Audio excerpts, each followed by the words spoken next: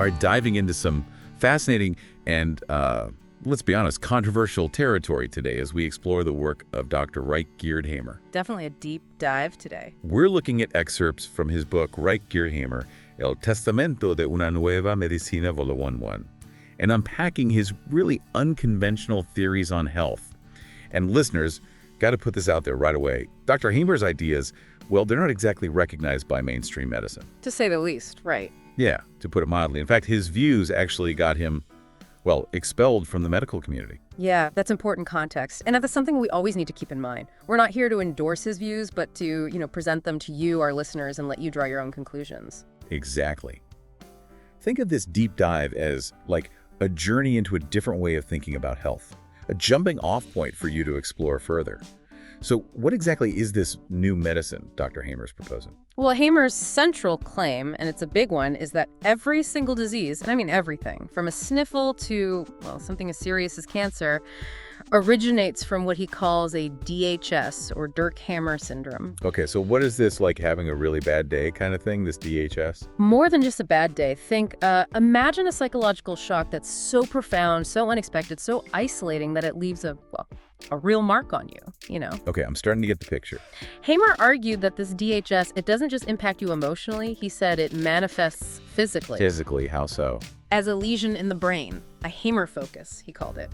He actually claimed these lesions could be seen on a brain scan. Wow, so he's suggesting there's a physical, visible change in the brain because of emotional trauma. That's a bold claim. That's just the start. According to Hamer, this brain lesion then triggers changes in a corresponding organ, leading to what we then experience as disease. So let's say there's a conflict affecting a part of the brain that's linked to, say, the lungs. He might say that could then lead to a lung condition. So he's connecting our psychology, our brains, and our physical health in a way that completely, and I mean completely, challenges how conventional medicine sees things. He's basically drawn a whole new map of the human body, but with emotional experiences as the landmarks. I like that analogy. But I have to ask, he can't just base all this on, like, I had a thought, so it must be true. There has to be some scientific reasoning behind these claims, right? Right, and keep in mind, Hamer was a medical doctor. He tries to ground his theories in biology, drawing on, get this, embryological development. Embryological development, so like going all the way back to how we develop in the womb. Exactly, the way our brains and organs develop together. He argued that different parts of the brain developing at different times are like inherently linked to specific organs. And he said that how those organs react to conflict depends on this early developmental blueprint. Okay, so walk me through this. Let's say someone has a stomach ulcer. How would Hamer explain that? Well, he'd say it depends on which part of the brain was impacted by the initial DHS. He believed that organs controlled by the older parts of the brain, like the brainstem, might react to conflict with, get this, cell proliferation. So think tumor growth. Yeah. But organs controlled by the newer parts of the brain, like the cerebral cortex, those might react with cell reduction, potentially leading to, ulcers. So different parts of the brain affected by different types of conflict lead to completely different reactions in the body. That's the idea, yeah. It's a really intriguing concept, but I can't imagine conventional medicine would necessarily agree with any of this. You're right to be skeptical. Hamer uses biological terms, sure, and concepts, but the way he links them to explain disease, that's where his ideas really diverge from, established science. It's like he's saying we have this built-in survival mode, and it gets triggered differently depending on what kind of conflict we experience. It does make you wonder, though, how much of our emotional responses are tied to those really deep down primal instincts, That's what makes his work so interesting to think about. He even connects this to the autonomic nervous system, that fight or flight response, and that rest and digest, claiming that different phases of a disease correspond to those states.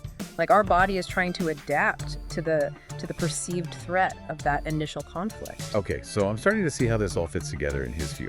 But before we get too deep into the theory, can we hear some examples? You mentioned he uses some really vivid examples in his book. Absolutely. For instance, he talks about a hotelier who had a heart attack. A heart attack?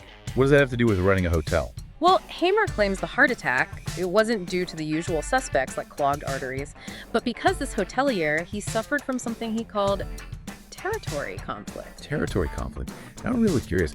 Was he worried about someone, trying to buy him out or something? Not exactly in the literal sense. Hamer explains how this specific hotelier, he had a big rival. This rival was always trying to sabotage his business, poach his customers, really mess with his livelihood. Ah, so it was more of a professional rivalry, a threat to his, I don't know, sense of control maybe? Precisely. Hamer argued that it was this prolonged stress, that feeling of being under attack in his own territory, so to speak, that ultimately triggered the heart attack. It really makes you think, because we all face those kinds of territory conflicts at some point, don't we? Whether it's at work or in our relationships, or heck, even just trying to find a parking spot on a busy day. It makes you wonder, could that kind of stress really manifest physically? The million-dollar question. And believe it or not, he has equally interesting explanations for other conditions, even things like leukemia. Leukemia. Wow. Okay, we'll have to hear about that. But first, let's take a quick break. When we come back, we'll dive into Hamer's take on leukemia and explore even more of his thought-provoking examples.